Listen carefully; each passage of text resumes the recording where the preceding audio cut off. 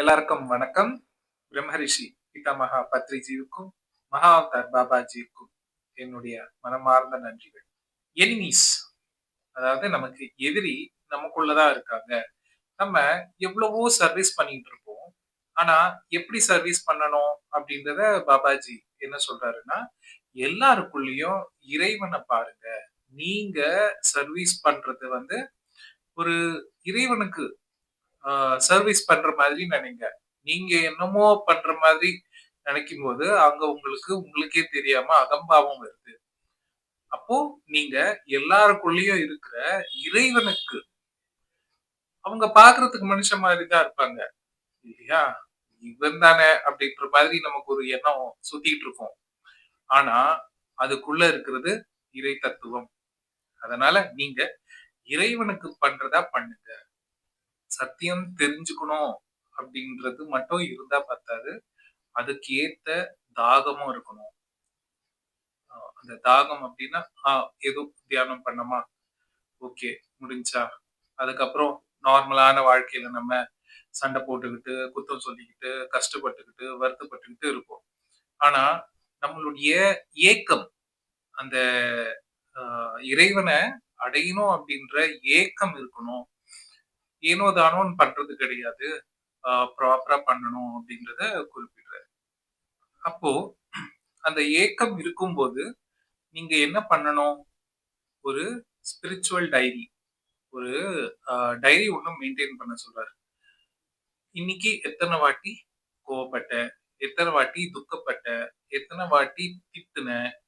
So இந்த மாதிரி நமக்குள்ள இருக்கிற தப்பான எண்ணங்கள், தப்பான விஷயங்கள் எல்லாம் எப்படி வருது? ஏன்னா, நம்ம நெனச்சுட்டு இருக்கோம் நம்ம பெர்ஃபெக்ட் அப்படின்னு சொல்லிட்டு. எப்போ நமக்குள்ள பயணம் பண்றோமோ, அப்பதான் தெரியும் எத்தன பிரச்சனைகள் நமக்குள்ள இருக்கு அப்படின்னு. அப்போ நமக்குள்ள இருக்கிற அழுக்குகள நீக்கிறதுக்கு நம்ம நமக்குள்ள பயணம் பண்ணி எண்ணங்கள் எந்த மாரி எண்ணங்கள் போயிட்டு இருக்கு. ஏன்னா, ஒரு நாளைக்கு 60,000 எண்ணங்கள் போயிட்டு இருக்கும். அப்போ அந்த 60,000 எண்ணங்கள்ல எத்தன தேவையில்லாத எண்ணங்கள் போகுது? நம்ம அத கவனிக்கும்போது தான் எது தேவையில்லாதது அப்படின்றத நம்ம நம்மள சரிப்படுத்திப்போம். தேவையில்லாம ஆற்றல் போயிட்டே இருக்கும். எவ்வளவோ தியானம் பண்ணிட்டு இருப்பாங்க. ஆனா ஆற்றல் அங்க தங்காது. நம்ம மெடிடேஷன்ல ரிசீவ் பண்ணுவோம்.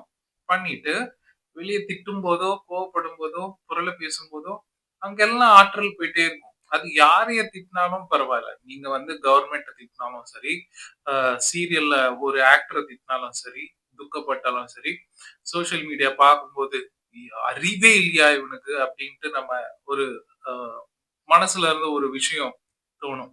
ஸோ அது எல்லாமே நமக்குள்ள இருக்கிற ஆற்றல வெளிய தள்ளுற மாதிரி தான்.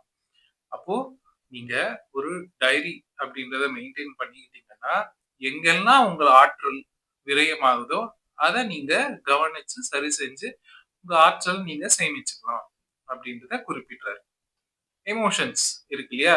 எதிர்மறை எண்ணங்கள். கோவம் இருக்கிற இடத்துல பொறுமையாவும், அப்புறம் அ பொறாமை இருக்கிற இடத்துல அன்பையும், அப்படி எங்கெல்லாம் நம்ம டைரியில எழுதிக்கும்போது நமக்கு தெரியும் இல்லையா?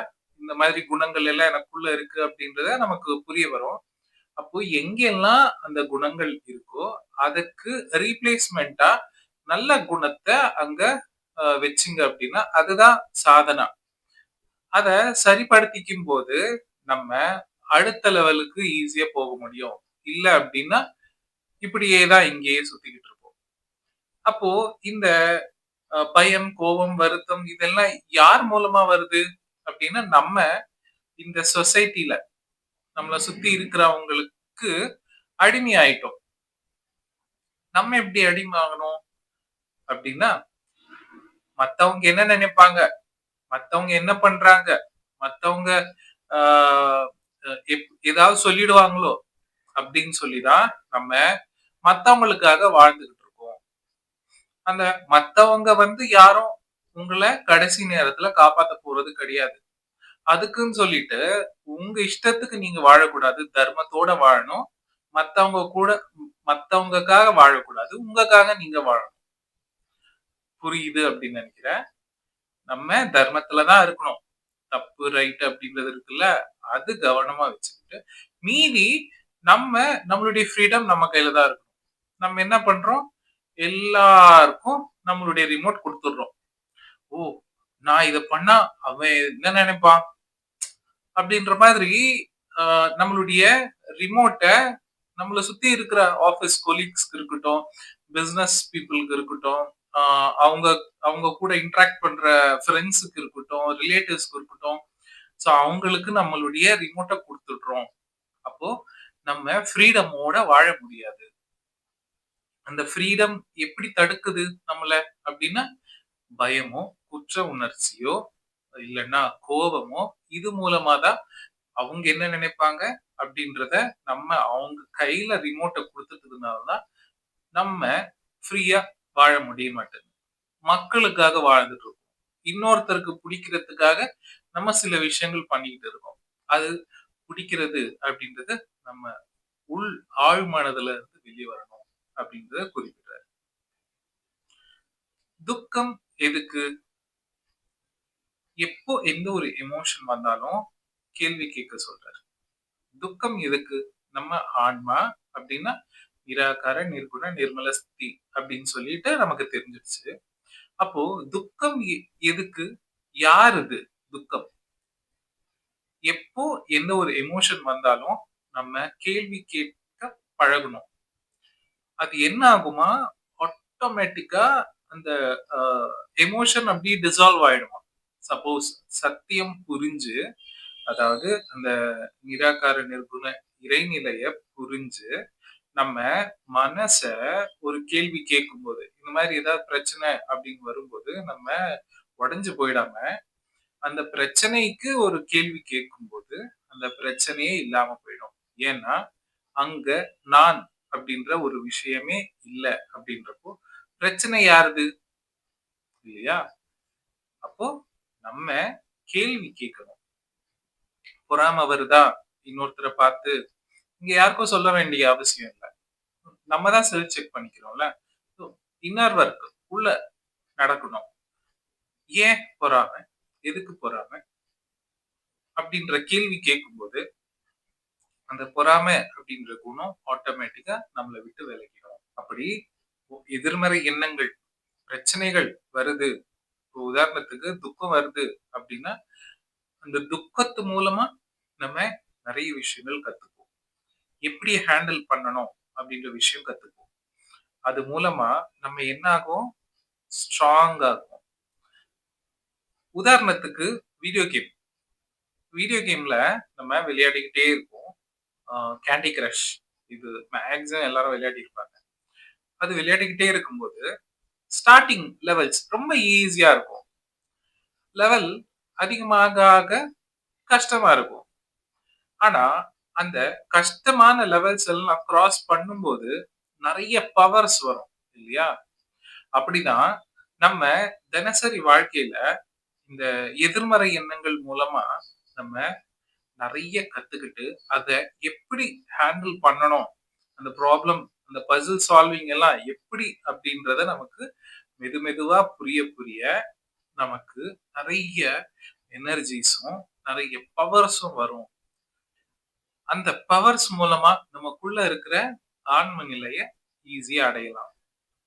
புதிய மதத்த உருவாக்கணும் அப்படின்னு சொல்றாரு. இருக்கிற மதமே பத்தாதா? மறுபடியும் இன்னொரு மதமா? அப்படின்னு சொல்லிட்டு நமக்கு ஒரு கேள்வி வரும்ல. இந்த மதம் வந்துட்டு எல்லாத்தையும் ஒண்ணாக்குறது. அங்க வந்து ஆ வெ அன்பு அன்பாலயம். அங்க அன்பு மட்டும் தான் இருக்கணும் அந்த மதத்துல. அந்த மாதிரி. இப்போ 2 மாஸ்டர்ஸ் இருக்காங்கன்னு வச்சுக்கலாம். ஆ ஓகே 2 ஆர்கனைசேஷன்ல 2 கிரேட் மாஸ்டர்ஸ் இருக்காங்க. அவங்க 2 பேரும் ஒண்ணாகணும். அன்ப பரிமாறிக்கணும். ஆனா, நான் சொல்றது தான் கரெக்ட், நான் சொல்றது தான் கரெக்ட். அவனுக்கு ஒண்ணும் தெரியாது, இவனுக்கு ஒண்ணும் தெரியாதுன்னு திட்டிக்கிட்டு இருந்தாங்க அப்படின்னா, மதம் அப்படின்னா அதுதான் மதம். மதம் அப்படின்னா ஈகோ. அந்த மதத்தினால என்ன ஆகுது? மதம் யானைக்கு மதம் வந்துச்சுன்னா என்ன ஆகும்? பெரிய ரகளம் நடக்கும் இல்லையா?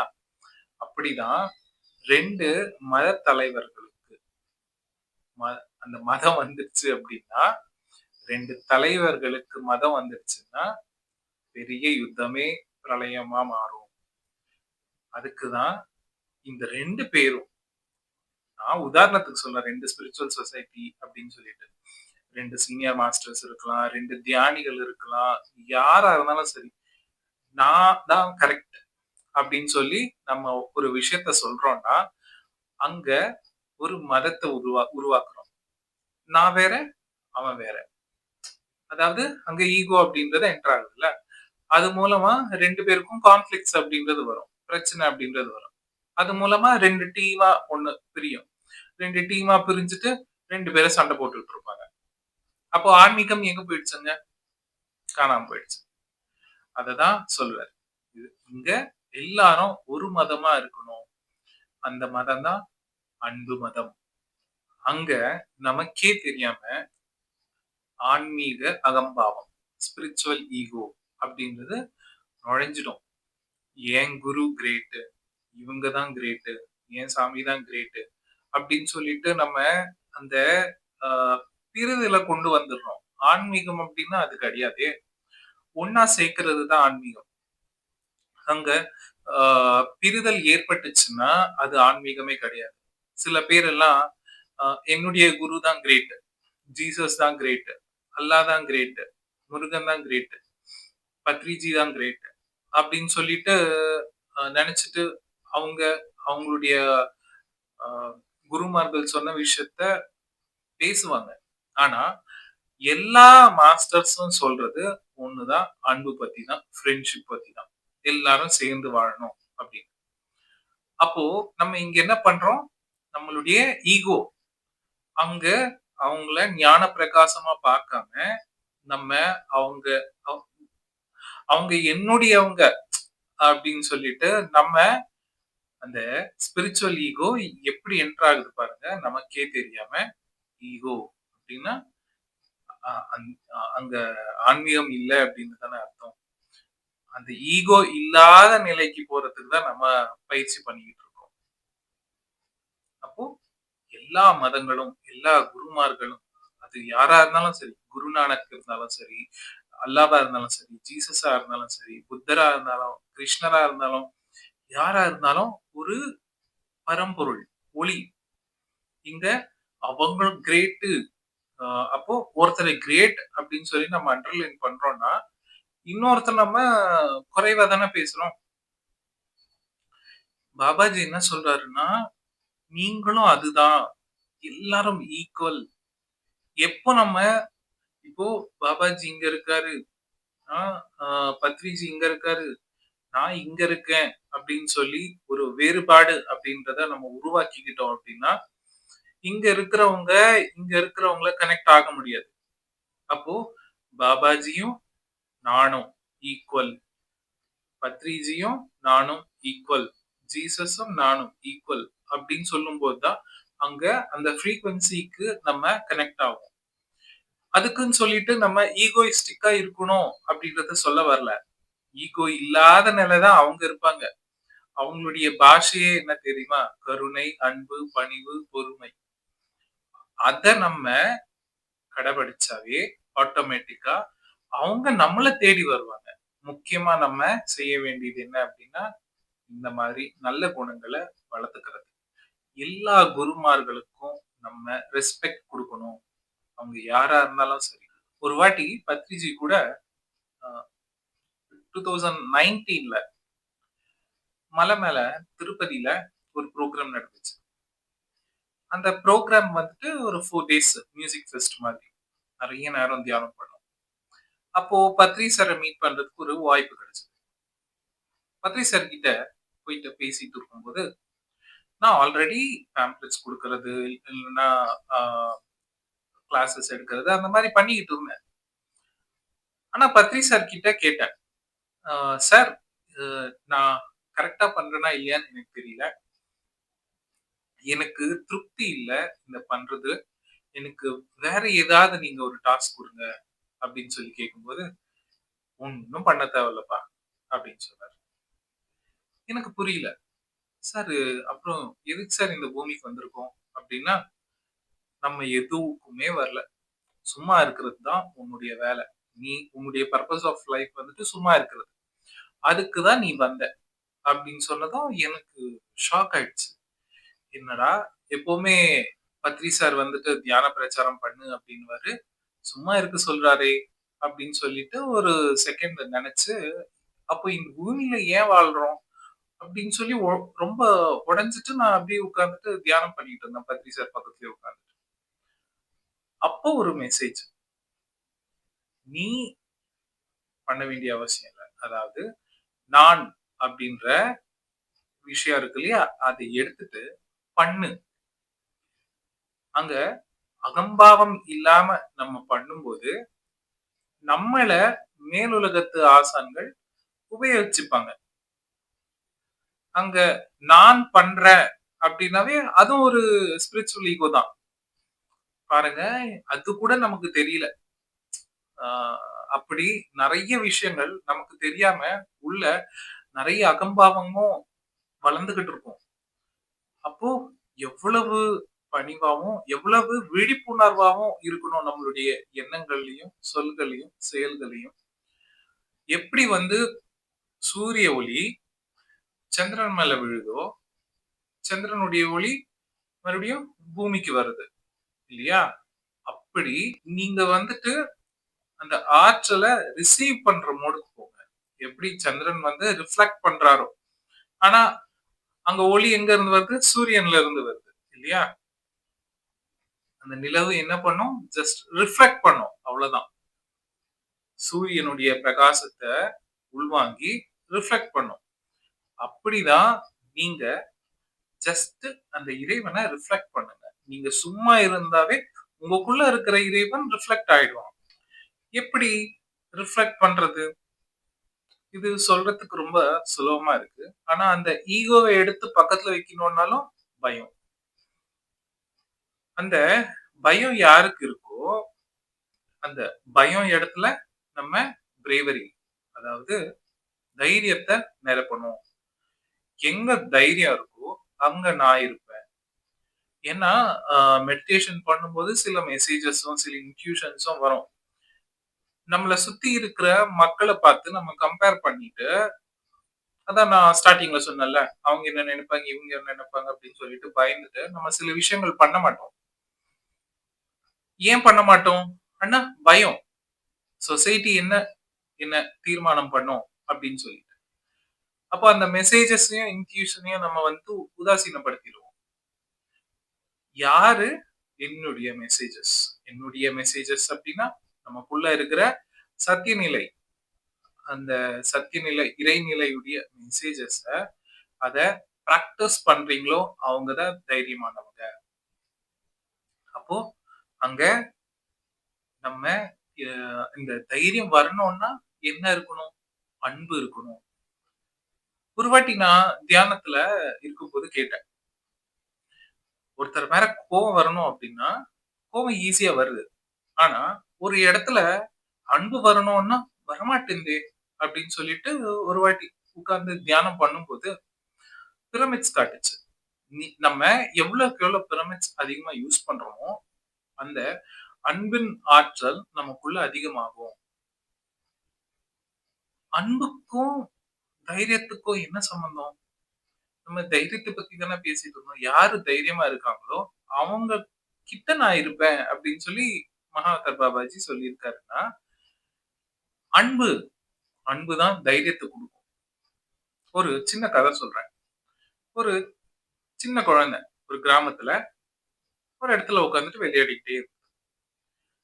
எல்லாரும் அந்த குழந்தைய சுத்தியும் எல்லாரும் அங்கங்க உட்கார்ந்துட்டு பேசிட்டு, சிரிச்சுக்கிட்டு ஆ இருந்தாங்க. நெறைய பேர். குழந்தைகிட்ட ஒரு பாம்பு வந்துச்சு. அங்க தான் விளையாடிட்டு இருந்தாங்க. அந்த பாம்ப பார்த்ததும், அங்க இருந்தவங்க எல்லாரும் விலகிட்டாங்க. ஆனா, இங்க குழந்தை இருக்கு, தூரமா அம்மா இருக்கு. அந்த குழந்தை கிட்ட அம்மா ஓடி வராங்க. ஆனா, பாம்ப பார்த்து எல்லாரும் விலகி ஓடிட்டாங்க. ஆனா, அம்மா தூரமா இருந்த அம்மா கிட்ட வராங்க. பாம்பும் இங்கதான் இருக்கு. அப்போ அன்பு அப்படின்றது என்ன கொடுக்கும்? தைரியத்தை கொடுக்கும். அன்புதான் இந்த உலகுல சிறந்த ஆற்றல், சிறந்த எனர்ஜி. அந்த அன்பு நிலையை நம்ம ரீச் பண்ணிட்டோம்னா இறை நிலையை ரீச் பண்ணிடுவோம். எப்ப நம்ம நமக்குள்ள வர இன்ட்யூஷனா இருக்கட்டும், தர்மம் பண்ணணும் அப்படின்ற நினைப்பு இருக்கட்டும், இது எல்லாமே நமக்குள்ள இருக்கிற அன்பு நிலை அதிகமானாதான் தைரியம் வெளியே வரும். அன்பு, தைரியம் யாருக்கிட்ட எல்லாம் இருக்கோ அவங்க அவங்க கிட்ட மகாதர் பாபாஜியுடைய பிரசன்ஸ் இருக்கும். இங்க நம்ம நம்பணும் நமக்குள்ள இருக்கிற ஆற்றலை. அந்த ஆற்றலை நம்பும் போதுதான் நமக்கு தைரியம் வரும். எல்லார் மேலயும் அன்பு இருக்கும் போதுதான் அந்த தைரியம் வரும். பத்ரி சாருக்கு மிருகங்கள் மேலயும் நம்ம மேலயும் அவ்வளவு அளவு கடந்த அன்பு. அதனாலதான் அவருடைய வாழ்க்கையவே இந்த தியான பிரச்சாரத்துக்கு யூஸ் பண்ணாரு. சைவ உணவா எல்லாரையும் மாத்தணும் அப்படின்ற தைரியம் எங்க இருந்து வந்தது?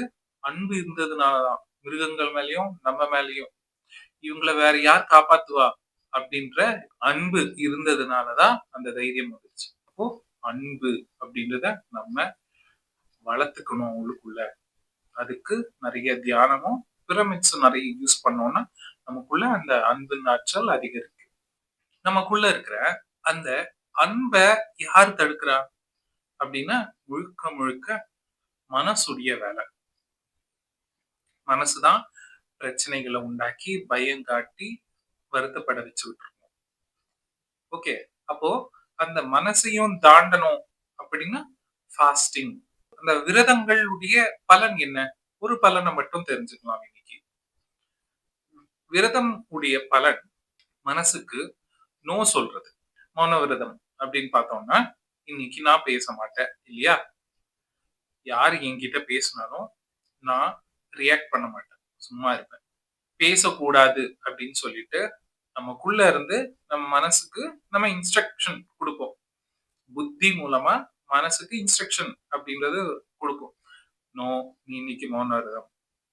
சில பேர் வந்துட்டு வேகனா இருப்பாங்க, பால் சாப்பிடக்கூடாது அப்படின்னு சொல்லி நமக்குள்ள இருக்கிற புத்தி மனசுக்கு சொல்லும் no milk, no sweets. Milk பால் மூலமா செஞ்ச எந்த ஒரு உணவுப் பொருளும் சாப்பிட மாட்டேன் அப்படின்றத நம்ம நோ சொல்றோம். ஃபார் எக்ஸாம்பிள், இன்னைக்கு நான் மொபைலை யூஸ் பண்ண மாட்டேன் அப்படின்ட்டு ஒரு ஃபாஸ்டிங் பண்றோம் அப்படின்னா நம்ம மொபைல் எடுக்க போகும்போதும் நோ சொல்றோம்.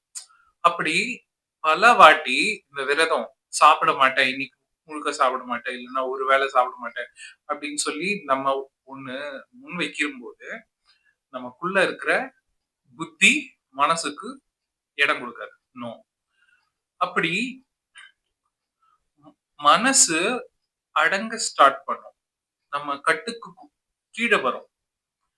அந்த மனச நம்ம என்ன வளர்த்து வச்சிருக்கோம் அப்படின்னா செல்ல பிள்ளையா வளர்த்து வச்சிருக்கோம். உதாரணத்துக்கு, அப்படி வண்டியில போறோம், வண்டியில போயிட்டே இருக்கும்போது ஒரு ஷாப்புக்கு போலாம் அப்படின்னு தோணுது. சரி, விண்டோ ஷாப்பிங், சும்மா போய் பார்க்கலாமே, போர் அடிக்குது அப்படின்னு சொல்லிட்டு வண்டியை பார்க் பண்ணிட்டு அந்த மாலுக்கு போறோம். மாலுக்குள்ள இறங்கி உள்ள சுத்தி பார்த்துக்கிட்டே இருக்கும். தேவையே இருக்காது. ஒரு துணி கடைக்கு போறோம், தேவையே இருக்காது. அங்க ஒரு ட்ரெஸ் நமக்கு பிடிச்சிருக்கும், தேவையே இருக்காது. அதை ஆர்டர் பண்ணி வாங்கிடுவோம். ஏன்? மனசு கேட்டுச்சு, ஏய் பாரு அது நல்லா இருக்கு அப்படின்னு சொல்லிட்டு. அப்புறம் வேற யாராவது வாங்கிட்டு போயிடுவாங்க அப்படின்னு சொல்லிட்டு சரி வாங்கியாச்சா. அப்புறம் நம்ம அப்படி வீட்டுக்கு போயிட்டே இருக்கிறோம். ஒரு ஹோட்டல், இன்னைக்கு ஹோட்டல்ல போய் சாப்பிடலாம் அப்படின்னு சொல்லிட்டு ஓகே, மனசு என்ன சொல்லிச்சு? போய் சாப்பிடலாம். சரி, வீட்லயே இருக்கிறோம்னு வச்சுக்கோங்க. எனக்கு இப்ப இது சாப்பிடணும்னு தோணுது, உடனே ஸ்விக்கி எடுத்து ஆர்டர் பண்ணிடுறோம், உடனே சாப்பிடுறோம். அப்போ நம்ம மனசுக்கு நோ சொல்லி பழகவே இல்லை. அதுக்கு பாட்டுக்கு அதுக்கு விட்டுட்டோம், அது பாட்டுக்கு அது செஞ்சுக்கிட்டு இருக்கு. அப்போ சரியான நேரத்துல நம்மளுடைய மனசு கேட்காது. தியானத்துக்கு உட்கார்ந்தா அப்பதான் எண்ணங்களா வரும். ஏன்? நம்ம இது வரைக்கும் மனச நோ சொன்னது கிடையாது. எப்பவுமே எது சொன்னாலும் நம்ம செஞ்சுக்கிட்டே இருப்போம். ஒருத்தன் மேல கோவம் வருதா, உடனே கத்திக்குவோம். ஏன் அப்படின்னா, நம்ம மனசுக்கு நோ சொன்னது இல்ல. அந்த மனசுக்கு நோ சொல்லாததுனால, நம்ம நம்ம கண்ட்ரோல்ல இருக்க மாட்டோம். அப்போ நம்ம தியானம் பண்ணும்போது ஆற்றல் ரிசீவ் பண்ண முடியாது. அந்த நோ சொல்ல மாட்டோம்ல, எண்ணங்களுக்கு நோ சொல்ல மாட்டோம்ல. அப்படி நம்ம எங்க எங்க நோ சொல்லணுமோ தேவையில்லாததுக்கு, அங்க நம்ம நோ சொல்ல பழகணும். வேண்டாம் அப்படின்னு சொல்றத பழகணும். அப்படி வேண்டாம் அப்படின்ற சொல்ல பழக பழக பழக மனசு நம்ம கட்டுக்கு வரும். அப்படிதானே? முன்காலத்துல எல்லாம் பார்த்தோம் அப்படின்னா, ஒரு 30 வருஷத்துக்கு முன்னாடி, இல்லன்னா 20 வருஷத்துக்கு முன்னாடி, ஏதாவது ஃபங்ஷன் இருந்தா மட்டும் துணி வாங்குவோம். பர்த்டே இருந்தா துணி வாங்குவோம். பண்டிகைகள் இருந்தா துணி வாங்குவோம். அவ்வளவுதான் தவிர்த்து, சும்மா அப்படியே போனப்பா, புடிச்சிருந்தது வாங்கிட்டேன். Facebookல ஸ்க்ரால் பண்ணிட்டே இருந்தேன். இன்ஸ்டால ஸ்க்ரால் பண்ணிட்டே இருந்தேன். புடிச்சது ஆர்டர் பண்ணேன். அந்த மாதிரி அப்போ இல்ல. இப்போ நம்மளுடைய மனசு நம்ம கையில இல்ல. அதனால பிரச்சனைகளும் அதிகமாயிட்டு இருக்கு. ஏன்னா, நம்ம மனசுடைய தாக்கத்துல இருக்கோம். அது எப்படி நம்ம நிஜ தத்துவத்த நமக்கே தெரியாம தொலைச்சுக்கிட்டோம். அதுக்கு தான் ஏதோ ஒரு ஃபாஸ்டிங் எப்பவுமே, எப்பவுமே நோ சொல்றதுக்கு ஒரு ஃபாஸ்டிங் ஏதாவது ஒண்ணு பண்ணிக்கிட்டு இருக்குங்க. வாரத்துக்கு 1 நாள் மௌனம் இருக்கிறதோ, இல்லன்னா ஆ தினமும் 1 மணி நேரம் மௌனம் இருக்கிறதோ, இல்லன்னா இந்த டைம்ல இருந்து இந்த டைம்க்கு நான் மொபைல் யூஸ் பண்ண மாட்டேன் அப்படின்றதோ, ஏதோ ஒண்ணு. ஏதோ ஒரு ஃபாஸ்டிங் நம்ம வச்சுக்கிட்டோம்னா, அப்போ நம்ம நம்ம மைண்டுக்கு இன்ஸ்ட்ரக்ஷன் குடுப்போம். அதாவது அறிவு, புத்தி இருக்குல்ல. புத்தி மைண்டுக்கு இன்ஸ்ட்ரக்ஷன் குடுக்கும். அப்போ மெதுவா மைண்ட் நம்ம கட்டுக்கு வரும். அங்க நம்ம மைண்ட் நம்ம கட்டுக்கு வந்துச்சுன்னா, நோ மைண்ட் ஸ்டேட். அந்த நேரத்துல நமக்குள்ள இருக்கிற அன்புடைய வெளிப்பாடு வெளிய வரும் ஆட்டோமேட்டிக்கா. அந்த வெளிப்பாடு அப்படின்றது ஆட்டோமேட்டிக்கா நடக்கும். இதுக்கு இன்னொரு முக்கியமான விஷயம் சொல்றாரு. நான் உங்களுடைய மூச்சுகள்ல இருக்கிற நான் உங்களுடைய மூச்சுகள் மூலம் சுவாசித்துக் கொண்டிருக்கிறேன். 2 காத்துகள். Inhale, exhale. உள் சுவாசம், வெளி சுவாசம். இந்த 2 சுவாசத்துக்கு நடுவுல நான் அமைதியா இருக்கிறேன். பாருங்க எவ்வளவு முக்கியமான பாயிண்ட். எப்ப நம்ம எந்நேரமும் அந்த சுவாசத்த கவனிக்க, கவனிக்க, கவனிக்க, கவனிக்க நமக்கு மைண்டுடைய தாக்கம் கம்மியாகும். இது இன்னொரு முக்கியமான ஃபாஸ்டிங். இன்னைக்கு முழுக்க 1 மணி நேரம் நான் வேலை செஞ்சுக்கிட்டே சுவாசத்த கவனிச்சுக்கிட்டு இருக்கேன். அப்படின்ற மாதிரியும் நம்ம ஃபாஸ்டிங் பண்ணலாம். இல்ல இது நல்லா இருக்குல்ல, எண்ணத்த நம்ம ஆ என்டர்டெயின் பண்ண வேண்டிய அவசியம் இருக்காது. மனசுக்கு வேலை குடுக்க வேண்டிய அவசியம் இருக்காது. அப்படின்றப்போ, நம்ம காலையில இருந்து நைட் படுக்கிற வரைக்கும் நமக்கு முடிஞ்சது அப்படின்னா, சுவாசத்த கவனிச்சுக்கிட்டே இருக்கலாம். அப்போ ஆட்டோமேட்டிக்கா நமக்குள்ள இருக்கிற அந்த அன்பாற்றல் வெளிய வந்துரும். தியானத்துக்கு வந்து ஒரு 3 வருஷம், 4 வருஷம் இல்லன்னா சில பேருக்கெல்லாம் தியானத்துக்கு வந்த பிறகு பழைய ஆன்மீக வாழ்க்கை, புதிய ஆன்மீக வாழ்க்கை அப்படின்னு 2 டிஃபரெண்ட்டா இருக்கும். ஏன்னா, முன்னாடி இருக்கிறது பக்தி மார்க்கம். இப்போ இருக்கிறது ஆன்மீகம். இப்போ என்ன ஆகும்னா, அவங்களுக்கு சில வாட்டி டிப்ரஷன் வர்றதுக்கு வாய்ப்பு இருக்கு. பழைய வாழ்க்கைக்கும் முடியாது. அந்த பழைய நம்பிக்கைகளுக்கு நம்ம தல வணங்க மாட்டோம். அது ரொம்ப சில்லியா தோணும். அதே சமயம் தியானம் அப்படின்றது தெரிஞ்சது, ஞானம் அப்படின்றது கிடைச்சது. ஆனா, இறைநிலையை இன்னும் நம்ம வந்துட்டு அடையல. அப்ப என்னாகும்? முன்னுக்கும் முடியாம, பின்னுக்கும் முடியாம, ஏதோ ஒரு இக்கட்டான சூழ்நிலையில நம்ம பாரமா இருக்கிற மாதிரி ஒரு நெனப்பு இருக்கும். அப்போ நீங்க வந்துட்டு உடனே அடையல. அது அந்த இறைநிலை அடையறதுக்கு கொஞ்சம் டைம் ஆகும். இப்போ நம்ம சத்சங்கம் இந்த மாதிரி பண்ணும்போது தான் நம்ம என்ன நிலையில இருக்கிறோம் அப்படின்றது புரிதல் வருது இல்லையா? அப்போ நமக்குள்ள இருக்கிற அந்த மலினங்கள கிளியர் பண்ண ஆன்ம நிலையை நம்ம அடைஞ்சிருவோம். இறை நிலையை அடைஞ்சிருவோம். அதுக்கு தான் நம்ம ஃபோக்கஸ் பண்ணணும். அங்க டிப்ரஷன் ஆகறதுக்கு தேவையில்ல. நீங்க அந்த பழைய பாதைய விட்டு புது பாதைக்கு வந்ததே ஒரு பெரிய தைரியமான விஷயம். இன்னும் கொஞ்சம் நீங்க முயற்சி பண்ணீங்கன்னா, உங்களுக்குள்ள இருக்கிற இறைநிலைய நீங்க ஈஸியா அடைஞ்சிட முடியும். அப்போ என்னைக்கும் அழியாத ஞானம், ஞான நிலைய நம்ம அடைஞ்சிருவோம். அதனால வருத்தப்படாதீங்க அப்படின்ட்டு சொல்றாரு. பாருங்க பாபாஜிக்கு அ ஆல் ஆல் ஆல்ரெடி அவர் எல்லாத்தையும் எக்ஸ்பீரியன்ஸ் பண்ணியிருப்பாரு. கண்டிப்பா. அதனால தான் அவரு எல்லாமே நமக்கு சொல்லிக் குடுக்குறாரு. நெறைய குருமார்கள பார்க்காதீங்க. பார்க்கிற எல்லாரையும் ஒரே ஒரு ஞான ஒளிய பாருங்க. அவங்களுடைய ஞானத்த ரிசீவ் பண்ணுங்க. நான் எல்லா குருமார்களுக்கும் ஒரு ஸ்டூடண்ட். அந்த நிலையில இருக்கணும். எல்லாமே ஜீசஸ் ஒரு ஒளி, அல்லாஹ் ஒரு ஒளி, நம்ம எதிரி ஒரு ஒளி. அப்போ எல்லாருக்குள்ளயும் இருக்கிற அந்த ஒளிய ஒருத்தர பாருங்க. அப்படி ஒருத்தர பார்க்கும்போது, சீக்கிரமா அந்த வேறுபாடுல இருந்து ஒண்ண பார்க்கிறோம் இல்லையா? எத பார்க்கிறோமோ அதுவா மாறிடும். அந்த ஒரு விஷயத்த நம்ம பார்த்தோம் அப்படின்னா, அந்த இறைநிலைய எல்லாருக்குள்ளயும் நம்ம அதுவா சீக்கிரமா மாறிடுவோம். நீங்க பார்க்க அதுவா நீங்க மாறிடுவீங்க. இங்க நம்ம அந்த அன்பாலயம் எல்லாரையும் ஒரு இடத்துல சேர்க்கிறதுக்கு கலைகள கத்துக்கோங்க அப்படின்னு சொல்றாரு. ஆமா தானே? இப்போ ஏ.ஆர். ரஹ்மான், நான் இவங்களது மட்டும் தான் கேட்பேன் அப்படின்னு சொல்லிட்டு நம்ம சொல்ல மாட்டோம். ஏ.ஆர். ரஹ்மான் கிறிஸ்டியன், ஆ இல்லன்னா முஸ்லீம். நான் முஸ்லீமா இருக்கிறவங்க மட்டும் தான் கேட்போம். கிறிஸ்டியனா இருக்கிறவங்க மட்டும் தான் கேட்போம். ஹிந்துஸா இருக்கிறவங்க மட்டும் தான் கேட்போம். அப்படின்றது ஒண்ணும் இல்லல்ல. கலை மூலமா ஆட்டோமேட்டிக்கா அந்த ஒன்னஸ் வந்துருச்சு பாருங்களேன் நமக்கே தெரியாம. பரதநாட்டியம் அப்படின்னா, ஒரு வர்க்கம் சேர்ந்தவங்க தான் பரதநாட்டியம் பிராக்டிஸ் பண்ணணும். பாட்டு ஒரு வர்க்கத்த சேர்ந்தவங்க தான் பாடணும். அப்படின்ட்டு எதுவுமே இல்லையே! நல்லா பாருங்களேன். கலைகள் எல்லாருமே பிராக்டிஸ் பண்றாங்க.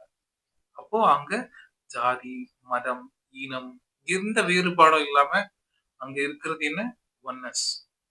அதுதான் அன்பாலயம். பிரமிட்ஸ் எல்லாம் இருக்குல்ல? இப்படி எல்லா பிரமிட் எல்லாமே ஒரு இடத்த நோக்கி ஒண்ணா இருக்கு. அப்படிதான் நம்ம எல்லாருமே ஒண்ணா ஒரு ஆன்மா அப்படின்றத தெரிவிக்கணும், தெரிஞ்சுக்கணும், அத நடைமுறைக்கு கொண்டு வரணும். அதுக்காக நம்ம எல்லாரும் கலைகளும் கத்துக்கணும் அப்படின்றது சொல்றாரு பாபாஜி. இது பத்ரிசாரும் சொல்றாரு எப்பவுமே. ஒரு மியூசிக்கோ இல்ல ஆர்ட்டோ ஏதோ ஒண்ணு கத்துக்கணும் அப்படின்னு சொல்றாரு. Thank you masters.